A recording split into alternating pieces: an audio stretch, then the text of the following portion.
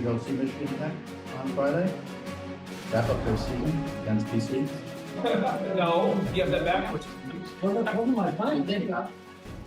Recording in progress. Well, Oh, terriers. The official now.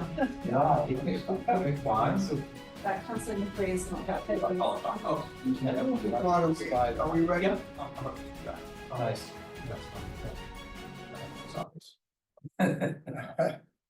Anything comfortable? Well said. It looks like we are, yeah. You want me to close the door? No, we should probably go. All right, good evening, colleagues here and at home. This is a, committee of the whole meeting. We are being both audio taped and video taped. I actually need a motion to go into committee of the whole. So moved by Council Lopez, second, Council Albright, all in favor, please say aye. Aye. We're in committee of a whole. This is gonna be presided over by Councilor Oliver.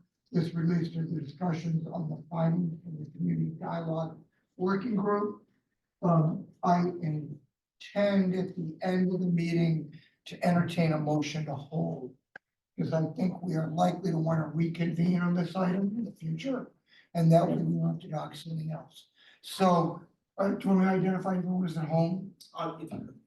So in addition to the counselors here, we have counselors Gentile, Mickley, Lipoff, Downs, Danberg, Greenberg, and Wright. And Krentzman, excuse me. I think I got everybody. So I'm gonna turn it over to you, Council. Thank you, appreciate that. Thanks everybody for joining us. We've got a small crew here in person. And I'm just curious, Councilor Mickley, are you able to stick with us this evening? I know at one point you're gonna have to drop off for travel plans. Oh, that's tomorrow night. Yeah, I'll be with you for the night. Oh, entirely. I thought you said tonight. Okay. Thank you. And you're just hiding out in Ward 2 because you didn't want to make the trek all the way, never mind. All right. Tomorrow, I'm trying to, drive less, good for the environment, all that sort of thing. So I'm gonna jump into screen share here. I do have a few slides that I do want to run through. That worked great, super. Now do this. That's exciting. All right. Can actually see what I'm doing. Another one, a plan comes together.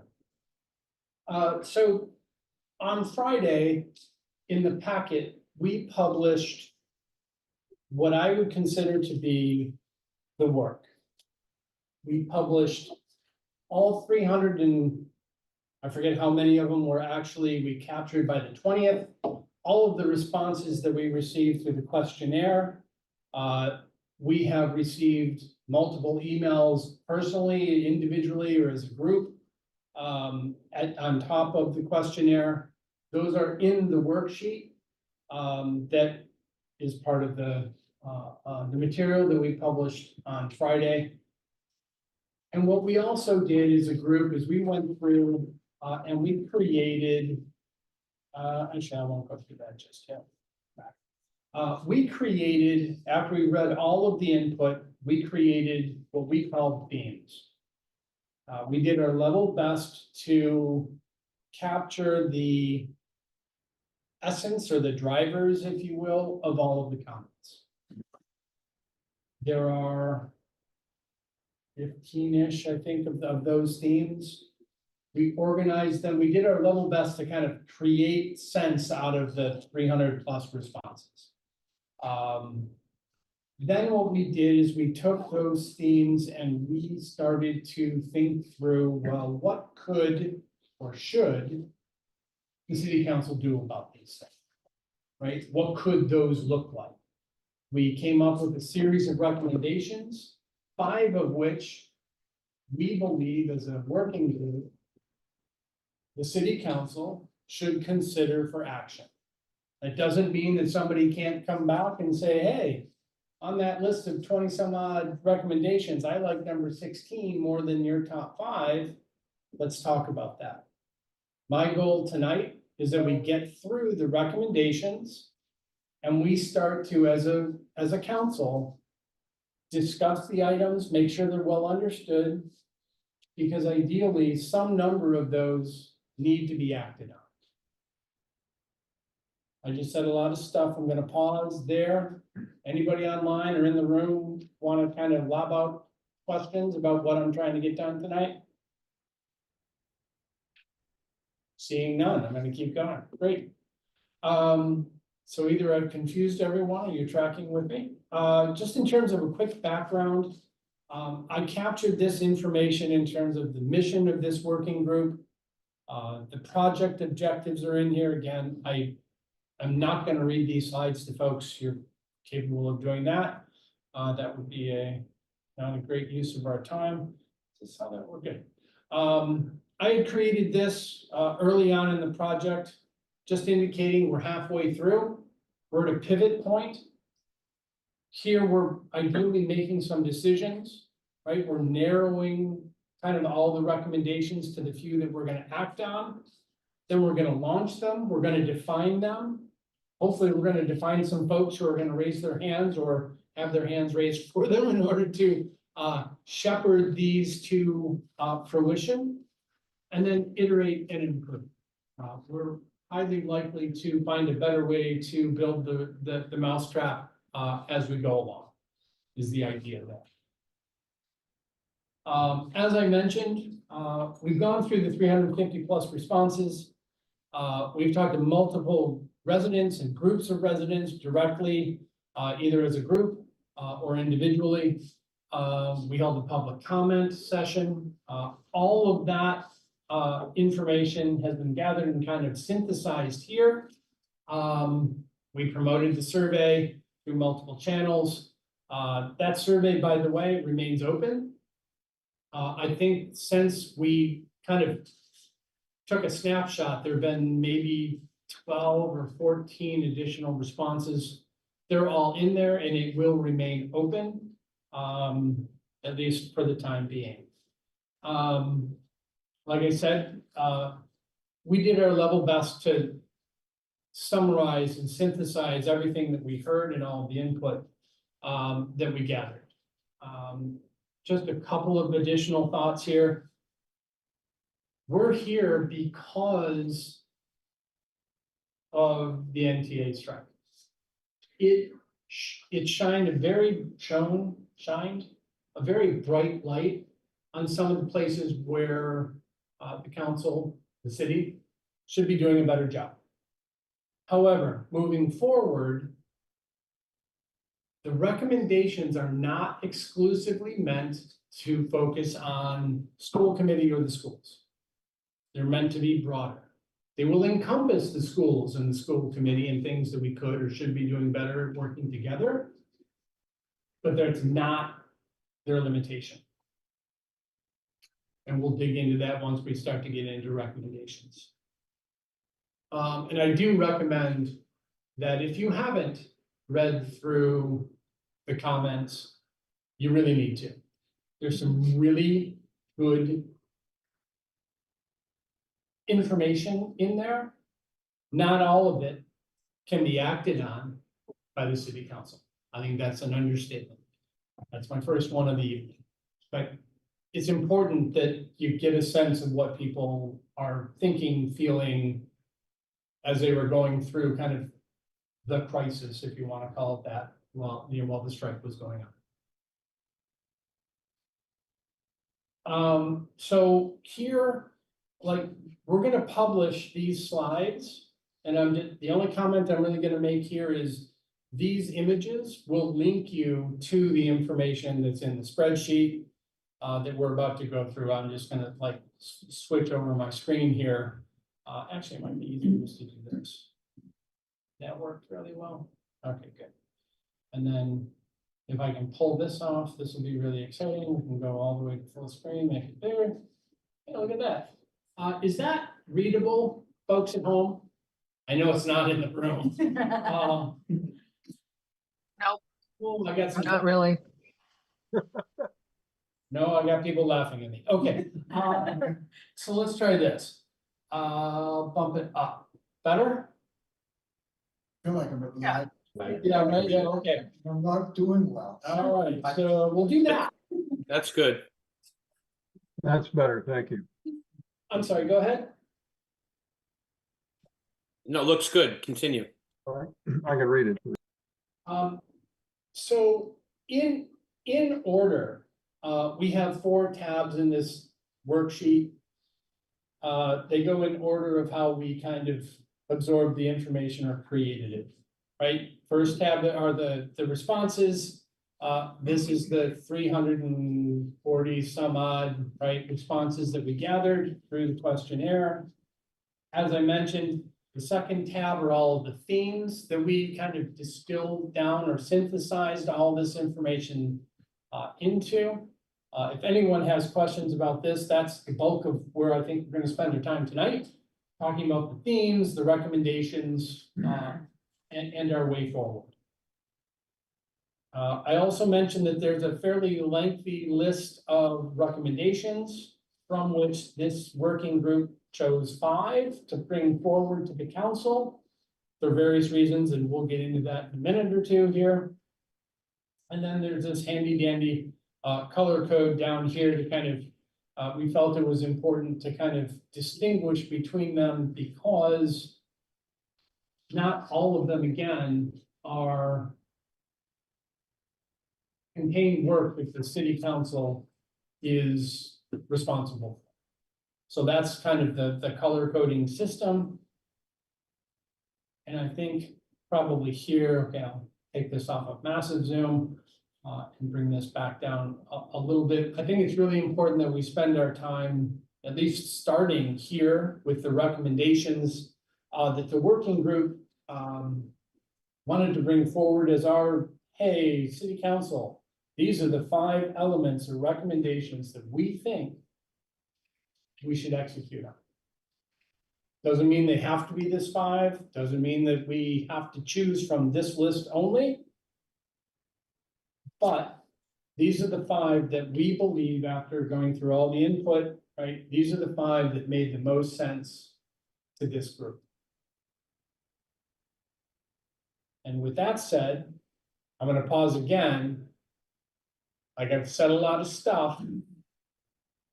Are there any questions out there before I kind of open it up to specifics about the recommendations? Yes, Counselor Baker. Councilor, I'm sorry, I'm trying to look at this on the screen, and again, if you go back to a slightly larger font size, it'll help me and maybe others, but that's a little small to read. That's great, thank you. of course. Great. So, without further, I mean, as I've mentioned, my intent is not to read these, but I can if that is gonna be helpful to folks. My hope is that because these have been out there since Friday afternoon, people have had a chance to at least get a sense of what these are.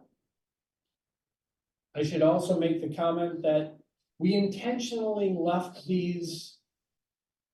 We hope that they're structured in such a way that we left a little bit to the imagination. There's gonna be a little interpretation to each of these recommendations that our hope is that the counselors and the people who end up working on each of these recommendations will help to fill in some of the details. We did not want to be completely prescriptive. We wanted to be directionally clear as to what needed to happen. I hope that makes sense. Our hope is that these recommendations are just clear enough, but they're not acting as kind of limiters as to what work could be done. Chair. I have a Yes, question sir. back here. Yes, sir. Yeah, I'm hiding. Just wondering, have you shared this with the school committee? Yes, And you have, and I assume, are they on board, not on board, or have you heard any feedback from them? I have not received specific feedback from, good question, from Councilor Lucas here. The school committee, the mayor's office, as well as Dr. Nolan have this information. I haven't heard directly from them as to the feasibility of any of these. And I do believe that you know, from here, what we're gonna need to do is if we go through this, and let's just, for example, we pick 2 or 3 of these to execute. The first step is going to be working with, and we've kind of labeled in this other column here.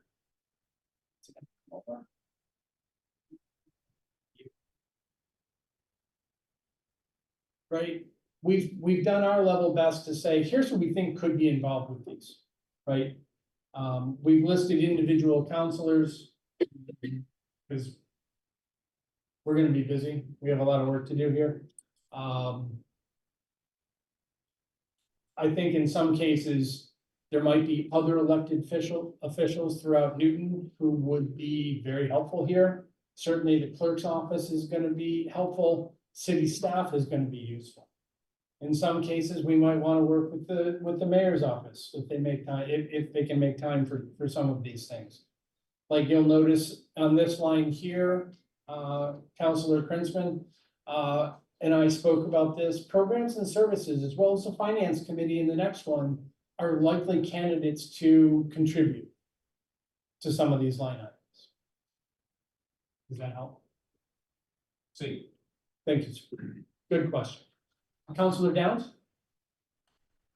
Yeah, John,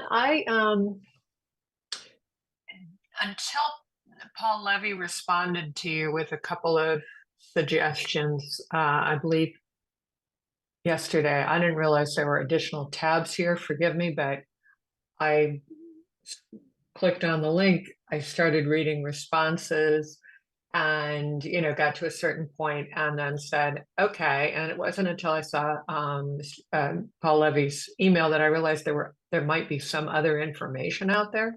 And it was really this afternoon that I went and looked at all of the recommendations and that other page with all the different colors on it. So for some of us, this may, certainly for me, this is fairly new information. Forgive us who are a little less technically savvy here. But from what I'm scanning, it's, you know, so far so good.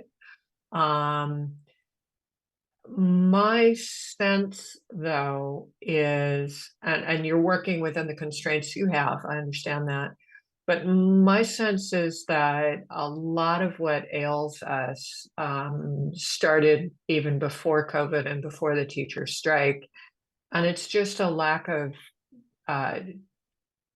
communication, a lack of feeling of belonging, a lack of community. As we all retreated behind our screens and started engaging more on social media and less face-to-face. And apologies for not being there, but I feel I've got a cold coming on. I didn't want to share that with you. So, you know, part of what which is just to give you a flavor of part of what I think might make this effort more successful would be to have more engaging face-to-face community encounters. How to do that is, of course, complex and complicated, and we're working against forces that are bigger than us, but that's my sense going into this.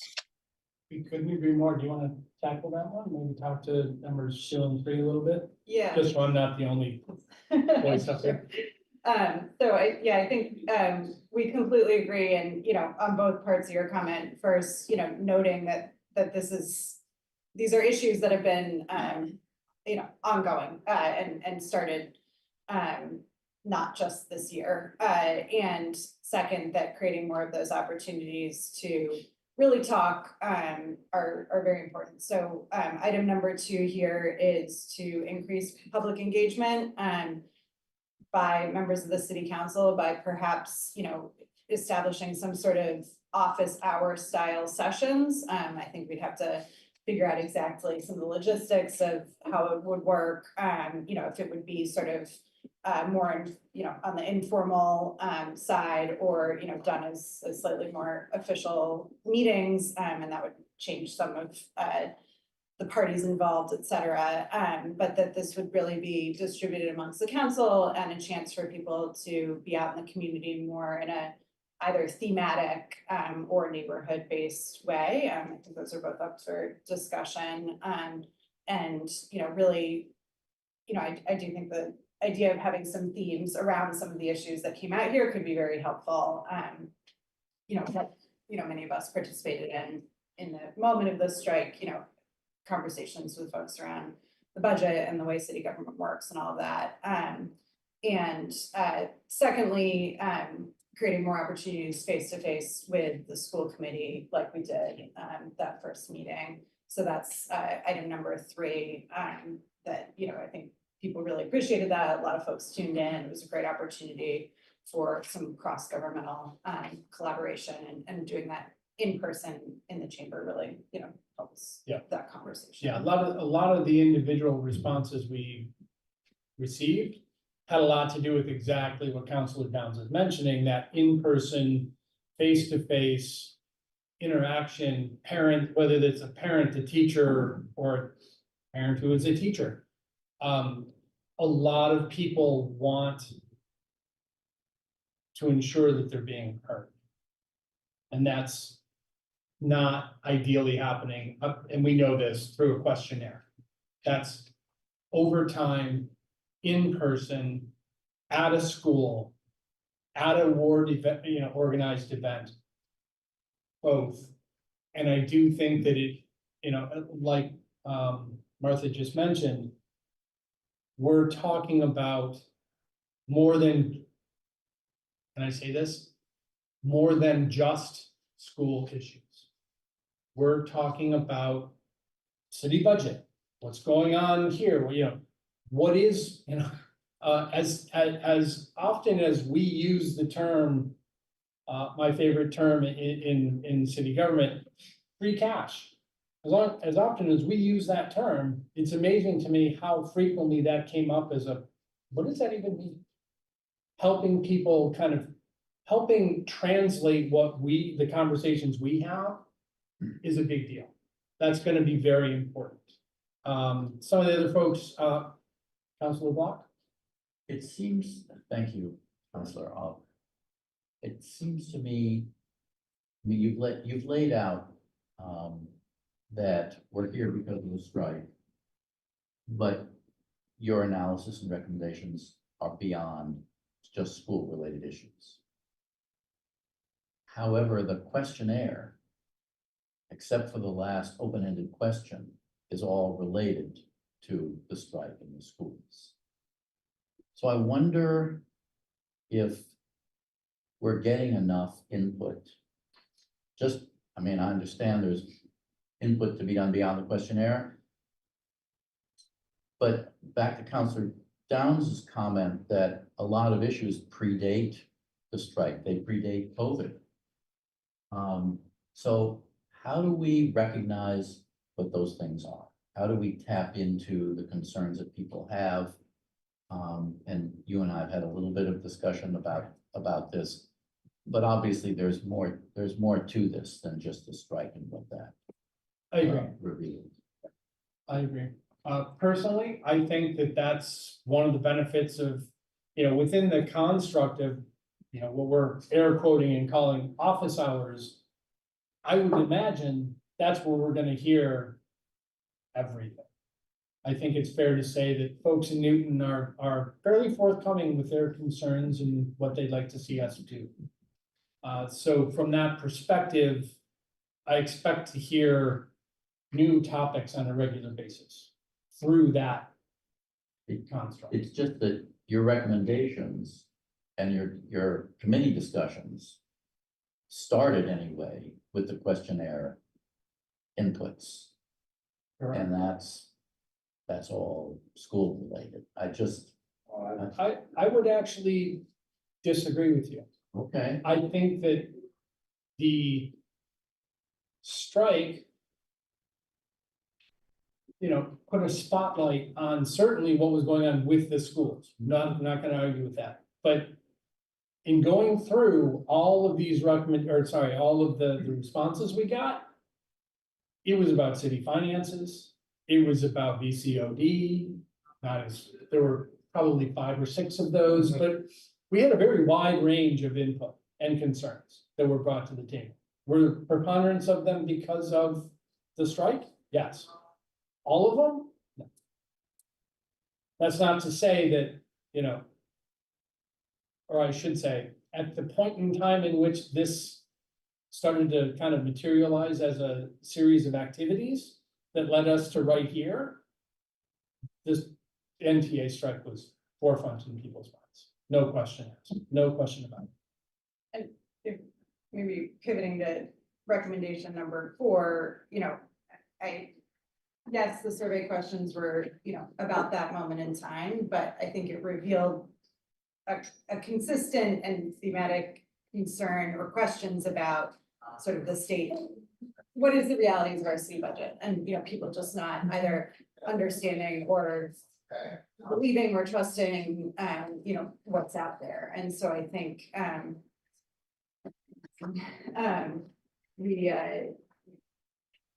you know, recommendation number 4 and possible, you know, additional work around that is a lot of this, you know, I mean, I think if we kind of put the things in 2 buckets, it's what Councilor Downs is saying, communication, talking in person, and then it's around the budget and these questions. And so, you know, there's lots of stuff that could come out of talking in person, you know, but then I think the other bucket of our work is this budget stuff, and that came out of this moment, and, you know, perhaps some other stuff that happened before that, but.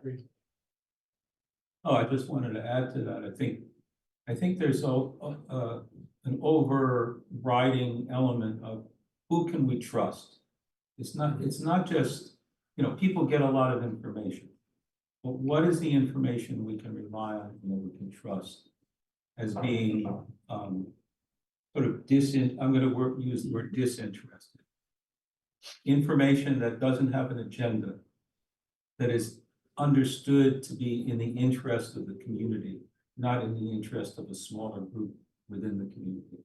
So yes, I mean, I think, so to me, a lot of that issue of trust came out through the questionnaire by means of the issues around the strike. But I think people were saying it's a much bigger thing than, and the strike just highlighted these critical issues more than brought up new ones that, you know, are separate and different from the more general concerns I think that Councilor Block you're talking about. Thank you, Chair Oliver. So a few comments here. One, I think most, if not all of us know how important it is to really give people an opportunity to be heard. And I think a lot of these recommendations are about that. And that means we collectively need to do a better job of truly listening. And I say collectively because it's a responsibility of all of us. Councilor Lopez, in regard to the comment about getting objective information, the nature of the political process and the nature of our newspapers and the nature of other forms of media, it make it virtually impossible to have a kind of a gold standard. This is the absolute. There's always going to be somebody with a different way of viewing it. With that said, I think we collectively again have an obligation to try to do our best to be as objective as possible. And there's a balance there. One thing that struck me on the second one was I really like the idea of office hours of some kind. I might do it a little bit differently. When we were in the school committee, for example, we divided up among us the 15 elementary schools. And we sent off 2 or 3 school committee members to each school in his or her ward. And they would be the representatives of the school committee to both talk and listen. I think we could do something similar here as a council. I would be concerned about having office hours and then having 20 of us there with 3 residents show up for multiple reasons. One, you get open meeting law issues. but two, it's probably not a particularly good use of our time. At the same time, if we're gonna structure this properly with a fairly large body, we gotta have some organizational structure to make it work, number one. And two, to make sure that we're dividing responsibilities and opportunities fairly among the 24 of us. If a counselor says, you know what, I don't want to participate, fine. I don't think anyone should be forced to, but I think we need to be extraordinarily careful that we don't just say, well, you have a certain point of view, that's the view I like, you get to go. Because that would, I think, be a real disservice. So I would suggest as you look at this, that you think about those structures, about how you do that. You are going to need some appointees, probably comes through the president, that's just natural. But I think if that's gonna be the case, I would want the charge from the committee to make sure that it's distributed equally and fairly. Because I really think that's very important, and it enhances our credibility. The other, do you want me to stop there? No. So, the public engagement and collaboration really are, I'm sorry, collaboration and transparency really focus on the work of two particular committees. And I actually think that's a wise way to do it. It builds in, it utilizes our existing committee structure, but gives suggestions to the members and leadership of that committee as to what they might do to foster a better dialogue. The last one, communications with the public, goes back to number two. I think any communications that come from the city council as a whole, which are meant to be informational, should come from the clerk. Because the clerk works for all of us. The clerk, by definition, is objective. That's our clerk's job. And I actually know that Clerk Moore would like to do a newsletter. She talked specifically to Vice President Kalis and I about that. So I think that would be a very healthy thing for us to do, but it should not be written, for example, by leadership. I think that would be a mistake. And again, I'm saying this not in my role as president, but looking at the city council as an institution. So thank you very much. Thank you. Councilor Gressman. Thank you. In my view, President Laredo nailed it. He took many of the points that I was going to say, and I won't repeat them. I'll try to build on them. One of the glaring thoughts in my mind here is about how I wish we had the Newton tab back. And I wish we had it in the robust form that it once existed. Because so much of this to me is about why we need free press. And the only way, in my view, that we would get independent, factual information that is not written from a biased point of view is through that mechanism. And I'm with President Laredo in the idea that writing anything that represents the view of 24 city councilors, I think is incredibly difficult and problematic. And I've actually thought quite a bit because a number of folks have newsletters that, and I think it would be great if instead of everybody try to write their own newsletters and put out their own news and sort of play press, if we were able to sort of collaborate and have one voice, but I don't see a straightforward and simple way to do that. So I think the idea of the clerk being the speaker makes sense. At the same time, I'm also intimately familiar with the reality that our clerk's office, like many of our city staff, are completely overstretched. Writing anything of meaning in terms of getting information out is a huge amount of time and work and fact checking and negotiation, to be honest, because a lot of times you have to run things by different members of the administration who might not like what the clerk wants to say. And I don't see how they're in a position to take it on with the current staff and budget that they have. With respect to office hours specifically, and my first term, I had office hours in every ward. And I first sent out a citywide mailing. And when I sent out a citywide mailing and I gave the dates and the times, I had some decent attendance. Not 50 to 100 people, but maybe a dozen. I think maybe at the largest one, 20. And I had a lot where there were 0. And as time went on and I didn't put a mailing behind it, it almost guaranteed that it was 0 to 2 or 3, or if I was lucky, 5, and oftentimes the same voices. So I hesitate to sign up the city council for something like that. President Laredo was talking about when the school committee members go to the schools, and I think that's very effective. One of the reasons it works is that they're going where the population is. And we have a built-in infrastructure when it comes to PTOs. And there are obviously some different community groups. But how you figure out where those pockets of opportunity are and be fair and open and present and have a balanced point of view, I think there's a lot more thinking we need to do around that. And I guess the last thing I would say is on the transparency piece, this frustrates me a little bit. I don't actually think we have a lack of information. I think we have too much information. We have volumes and volumes and volumes and volumes of information. And we definitely have summaries and visuals. I mean, CFO Lemieux gives a beautiful presentation at least twice a year when we're talking about the long range financial plan and when we're doing the budget with beautiful slides and dials it all down. And, during the strike, I thought they put out really great FAQs and I still got asked the question, what's free cash? And it was right there. And they mailed it out to the city however many times over. So I guess the frustration to me is it's not that these things don't exist, it's that people don't read them.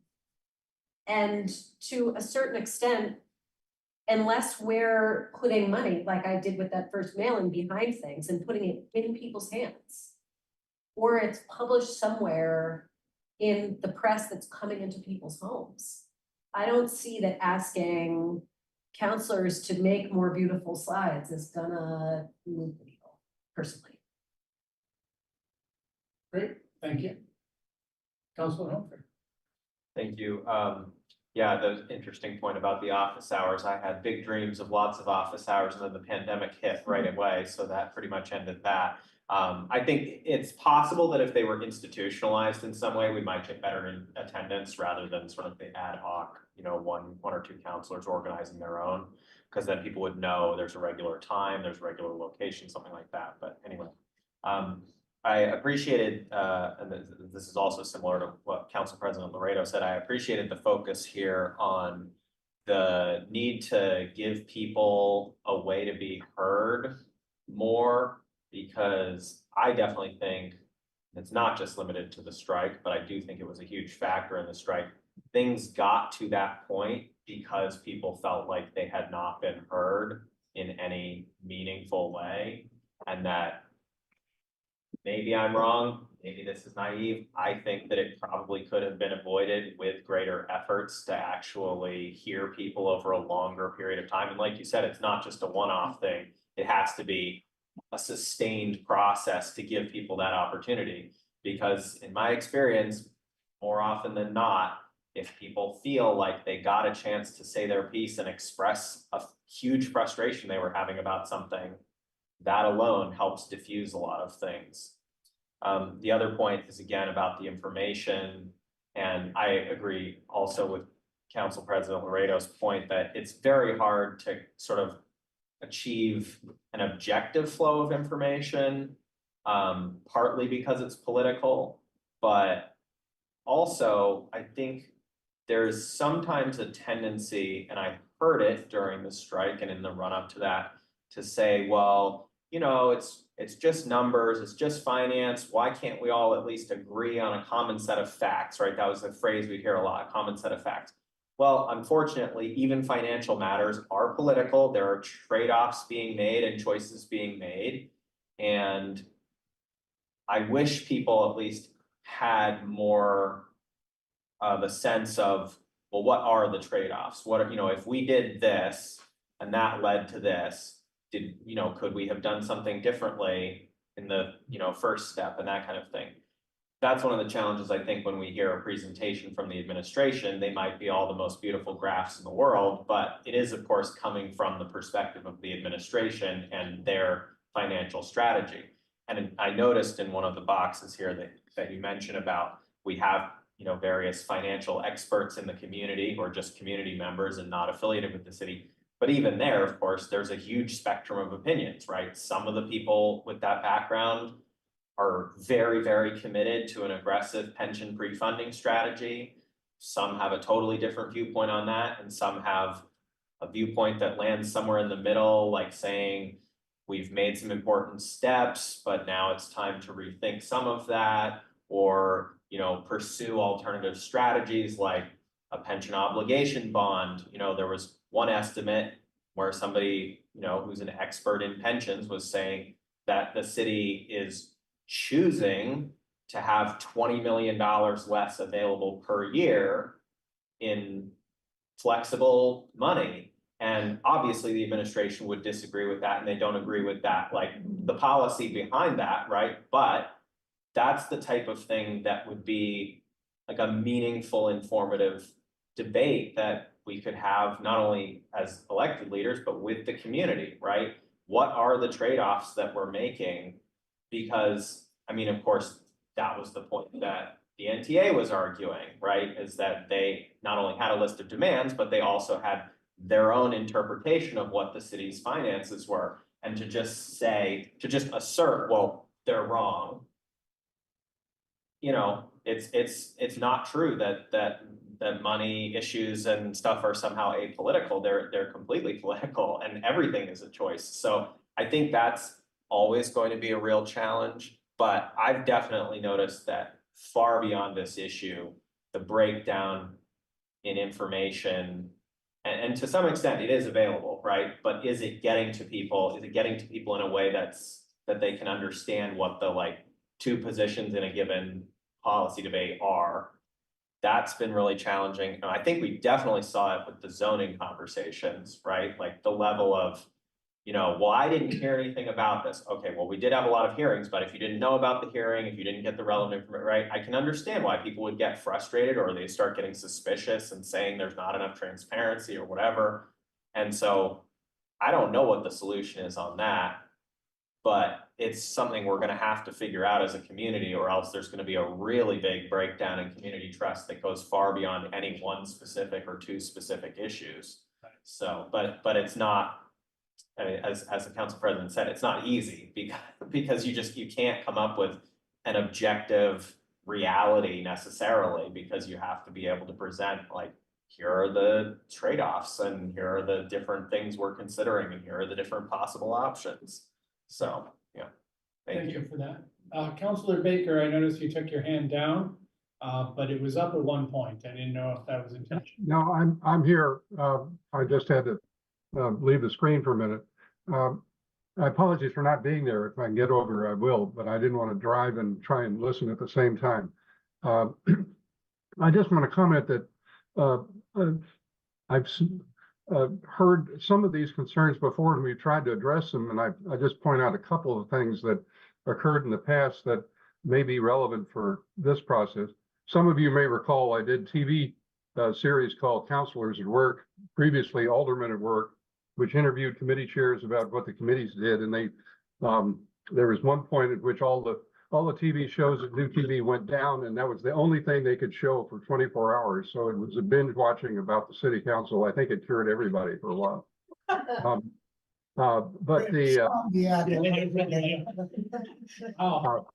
But I stopped those when the pandemic came because we couldn't get into the studio. But if there's interest, I could certainly revive that series because I did think it explained a lot about how committees work and what we did.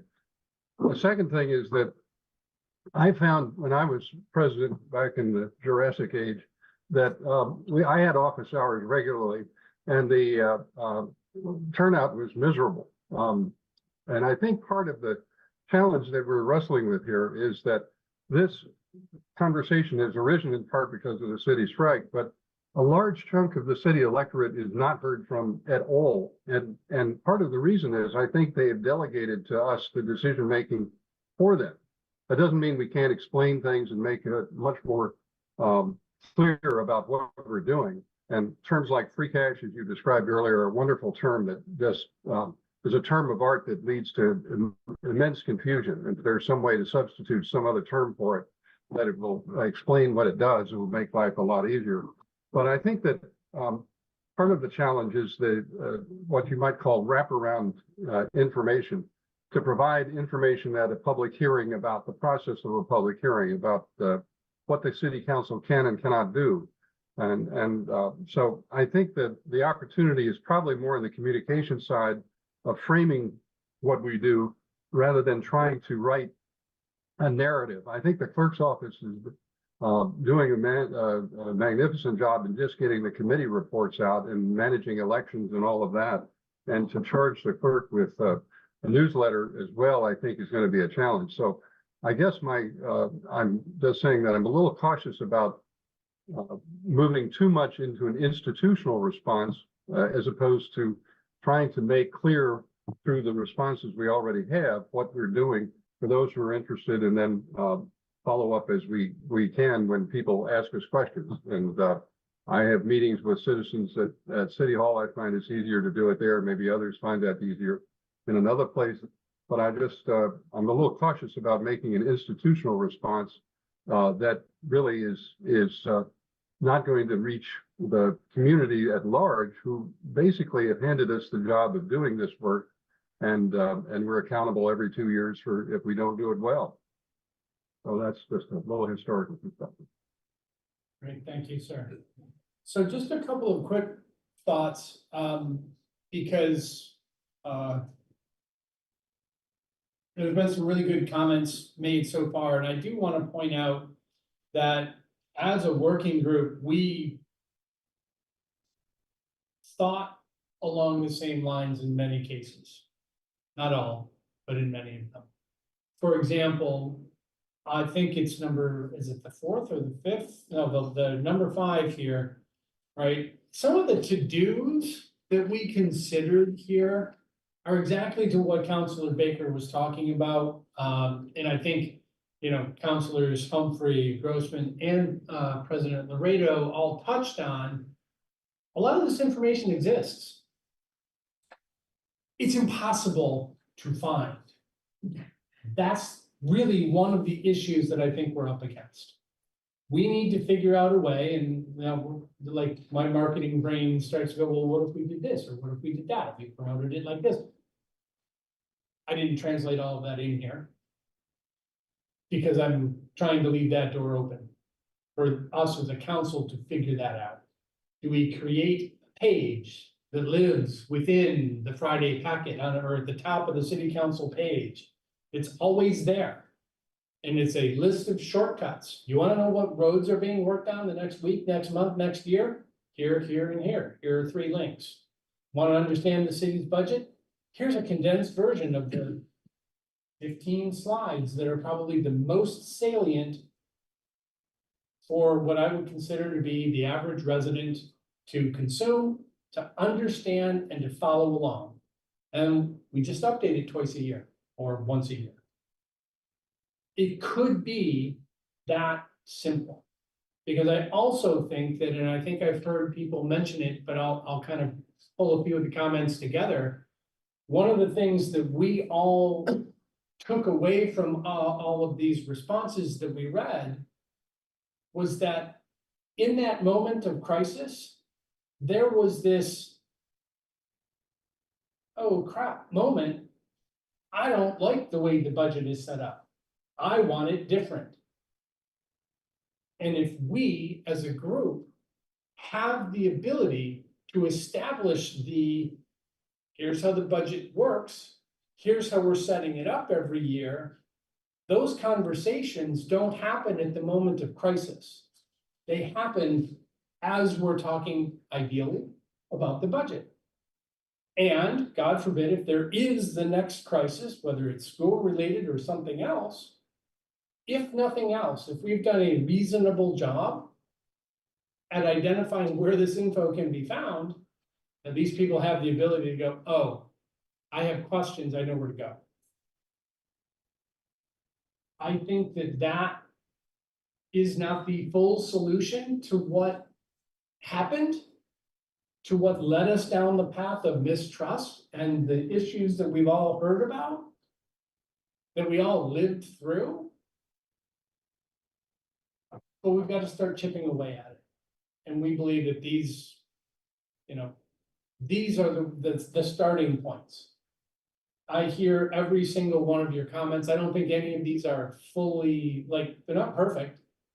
They need to be baked. In other words, more detail added to them. I think that the solutions, at least in part, are in here. And I'm hoping that as kind of the loudest spokesperson, if you will, of this working group, that we do have the ability to pick up some number of these, if not all of them, shape them, and start putting some effort against them, because I do believe these actions will help. My personal favorite on this list is somehow, I don't know if we need to talk, label them as office hours or not. We need to spend more time in the community, folks. We really do. Right?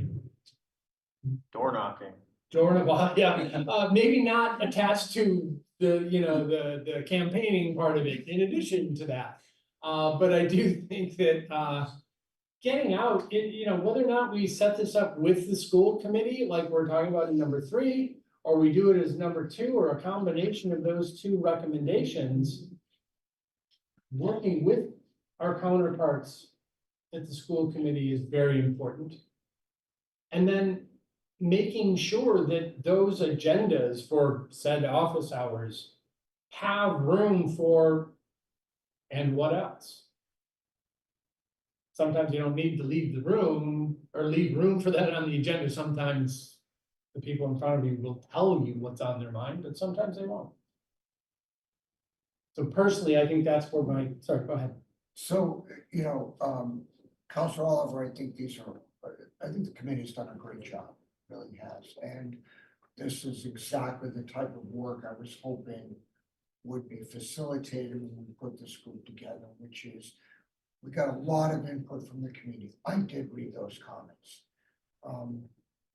They were illuminating. Good word. That's a useful way of phrasing it.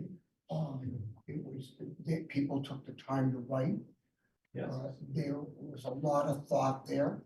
There was a fair amount of anger there. There was a fair amount of frustration. And I think, if nothing else, the fact that we actually had a forum for people to talk to us, at least online, was very good. What I would like to see next is taking these 5 things, and I do think your work should continue. I also think we don't want this to be, at least for now, an indefinite, never-ending project, so I wouldn't put an end date on it yet. I would suggest that you come back to us 3 weeks, a month. We gotta be careful with budget season, obviously, but with some more specifics of how this would work. The number 5, for example, where you're working with the clerk's office, I think you need to speak to clerk more about the 2 things you talked about. One was the 1-page summary. Here's where you're going to find the rows you read. Great that you put up there. And then the weekly, bi-weekly, monthly summary that she might put out of, what we're discussing, various events. I think we give her a fair amount of discretion, but I think you need to do that. And I think you also then need to talk to the chairs of finance, programs, services, the school committee, and think through how you turn these recommendations into action items. And then we need to discuss those action items. Okay. Because we may, especially the office hours one is probably the most promising and the trickiest. Agreed. Because it is a way for us to get out there. Door knocking is by far the best way. But probably not all of us are gonna do that at this very moment. But we have to also, I reiterate, we have to be careful that we are not putting individual agendas or priorities in there, that we're using as an opportunity for a collective sampling of voices from the council to speak. And that's hard. I don't want to underestimate. Councilor Baker? I've been running behind here, so I'm trying to get caught up. I just want to mention that the clerk's office, I think, is an important place to start with the kind of framing that you described. I do want to be cautious about the time involved that you're implicitly committing counselors to undertake, because we've got a significant amount of responsibility just to do the work of the council, and there's a trade-off every time that you take time in a different context, and it may be worthwhile doing, that you can't spend even getting prepared for a conversation like this. So I just want to be cautious about the issue of budget in terms of time budget. We all have, I think, varying responsibilities and in our other lives, and I think it's important that we try and make sure that the core responsibilities that we've all agreed to undertake are done, and then see how and whether this particular conversation means that we do something different in a structured way as opposed to an informal way. The other piece of information, I think, is that there have been times in the past where we've brought citizens in. Some of you may remember, we've had several blue ribbon commissions on the city finances, two of which I appointed with the mayor, and one of which was on which our current mayor happened to serve. And those bodies have, I think, been very helpful at the time. They've been involved in making a lot of information available in a more structured way. So it may be possible at some point to have something along those lines in terms of communication, but I'll leave that to the committee chair to reflect on, and I'm glad to spend time offline explaining some of that history as well. Thank you. Great, thank you, sir. So what I am hearing is several reasonable guidelines, right? Guardrails, if you will, within which the working group can come back with, a more detailed definition of the who, what, why, and how that we can bring back to the council that is one step closer to being executional in its definition. That would be the ideal. Within some small number of weeks, right? Ideally before the budget season really gets into full swing, or immediately thereafter if need be. Because we're at what, 2.5 weeks It's from probably now? gonna be immediately after. At this point, you're Yeah. really talking little over 2 weeks before budget starts. Because it kicks off on the 16th, right? It does. Yeah, okay. That being the case, speaking on behalf of the working group, okay, we can do that. I think we went through enough of a conversation to have a pretty good understanding of what each of those would look like, for the most part. My question for all of the counselors that are here: do you believe that there's any one of these that we should cross off, like, no, don't do this, it's silly? Or should we keep going on all? I'm gonna say 4, because the first one is really kind of implicit in that the working group itself continues on working as a group. Yes. I'll jump in. In transparency about the city budget, I really think that should be done through the finance committee. I don't like the idea of creating some other group to start producing that. And certainly the mayor's office and the school committee have both put out a fair amount of information, so we don't have to reinvent the wheel. I do appreciate Councilor Humphrey's observations about how finances are presented. And there's truth to that. we certainly do have some objective facts though. Sure. Like this is how much revenue we take in every year. This is what our revenue's been for the last 10 years. This is what the purpose of the rainy day fund is. We may disagree about whether you need a rainy day fund. That's a different statement. But we have one. That's our policy. Here's what it does. Here's how free cash functions. Those kinds of things. Right, more of the glossary type items Yep. that you look But I on do a couple of think that examples. in the event of some other fiscal crises or issue of moment, and there's a place that all of us could go and say, go to the city website, here it is. Right. That's, I think, some of what you. Okay. Councilor Block. One of the things that Councilor Laredo mentioned earlier was listening. And the mayor, when she addressed the city council school committee joint session in February, she also talked about our apparent failure to be able to listen to one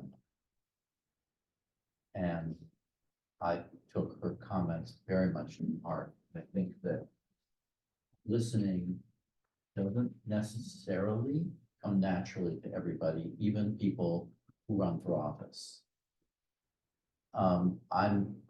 I do not consider myself a natural listener. I'm fortunate that in my professional work, which I've retired from, I got trained in listening. And it helps me enormous. I mean, all sorts of ways. I don't know whether the kind of training I got or other trainings that are out there about how to engage people, how to listen to people, how to not only listen, but make sure that they know you're listening. There's a strategy to do that. And I don't think people are born knowing how to do that. So I would just add that maybe as a potential additional time allocation that people are justifiably concerned about. But that might help. Let the record show that Councilor Block's hand is in the air to organize. Okay. Okay. But no, it's a point well taken. I couldn't agree more. I know that, fairly recently, the superintendent started, I think, step one, or maybe steps 1 and 2, I forget, of very similar training to what you're talking about. I think they ran something along the order of 100 people through the first 1 or 2 steps, I think, of the training. And I believe that a significant part of that is exactly what you're talking about, which is that active listening, the playing back of that, if I'm hearing you right, it's, yeah, absolutely. That's a great add. Number 6. All right, and I'm not hearing, oh, Councilor Baker, is your hand up again or remnant? Yeah, I guess the piece of this puzzle that I'm a little cautious about, having served as long as I have, is the idea that we have multiple meetings with the school committee. I think conversations with the school committee periodically are useful, but in my experience, they have a big agenda and a lot of work to do. And I grant you, this conversation we're having tonight grew out of the situation with the school committee. But I just want to be cautious about setting up times when we are trying to have conversations without having a structured agenda. And I think it's important to understand what those agendas are and how they're put together, because they're duly elected, they have their own responsibility, and we have ours. So there have been times when I think some members of the council have felt that we should influence the school committee more than we, I think, have the right to do. And I think that's a tricky business to get into. So I just want to be cautious a little bit about when we're dealing with another duly elected body. Yeah, and it's a point well taken. And I think that is a topic that warrants more conversation for sure. I know for one, I'll speak from my, for myself, I would like to understand more the interplay between, like, there's a difference between staying in your swim lane, right, if you will, between city council and school committee, and understanding what's going on in the lane next to you. Like, theoretically, we're on the same team, we do interact, but we need a division of responsibilities for sure. And there might be a few gray areas in there that, or are gray areas, to me. Counselor Mickley? Thank you, Counselor Oliver. Just a few comments I wanted to make. First, just wanted to recognize the great work that Counselor Oliver did in really taking the lead on synthesizing over 300 responses into these themes. It's a lot of work and the whole group worked on it collaboratively, but I think Counselor Oliver really dug into the details and made it easy for the community and all of us to digest all the responses, which we should all, and I did read, and it is something to go through, but this is sort of a good highlight. So thank you, Counselor Oliver, for that work. When I think about the role that the city council played around the issue with the teacher's contract, around what was going on in the strike, to me, there were really two things I thought that we did really well that we can consider doing more of in the future. The first was educational sessions on city finances. Councilor Grossman led a few of those webinars. They were really informative. They were informative to me as a new councilor. They were informative to many people of just how the budgeting works, what the city council has control over, what the mayor has control over, when those decisions are made. And I think there's no reason that, especially as budget season is coming up, I think it does make sense to think about this from the finance committee, how we can open a community webinar for people just to learn how this all works, educational. The second thing I thought that went well, speaks to what Councilor Downs was mentioning at the beginning of the meeting, was really the in-person discussions. And there were a few that I attended, one before the strike and one during the strike at the Scandinavian Living Center, where there were members of the city council, members of the school committee, parents, educators, stakeholders from across the board. And I thought our role there actually was most effective just by helping to convene the setting, showing up, and really just listening. And I think it's very different than the setting of a public hearing where there's formality, there's time limits, something about the space, the environment of just a group of people sitting around in a circle discussing. Obviously, there's a topic that people cared about and that there was a lot of attention on, but it also felt like because it was in person in that type of setting, relationships were being built. And as we think about the work of community healing and relationship rebuilding, I think that us just convening those type of opportunities could be an effective role. We'd have to think about what the focus would be, who would want to convene over, what sort of frequency. Is it a quarterly thing? Is it a semi-annual thing? But I think that is something personally that I would be excited to see us do and play a convening listening role. Again, it's not office hours. It's not us taking questions. It's us just being there, showing up, and bringing together appropriate people from across the city to talk with each other about a relevant issue. Thank you. All right. I think I've got marching orders for the working group plus Councilor Block. So thank you, everybody, for the conversation. We'll figure out a schedule, get back to the group in terms of how quickly we can turn these one-pagers around for each of the recommendations. And in the meanwhile, the challenge that I have for everyone on, all counselors, anyone in the public who wants to say, hey, don't forget to do this. When you think about creating agendas, say now's the time to keep funneling that input to us so that it can be reflected in the one-pagers as we continue to refine the work. Great. But thank you, everyone, and I'll turn it back over to President Thank Laredo. you, and Councilor Baker, did you want to add something else? Well, I was taking my hand down. I just want to thank you and the working group for your time and effort. So that's it. So, can I do this in a voice vote? Yeah. I'm gonna take a voice vote to hold the item. Can I have a motion to hold? So. Council Block, motion to hold. All in favor of holding the item, please say aye. Aye.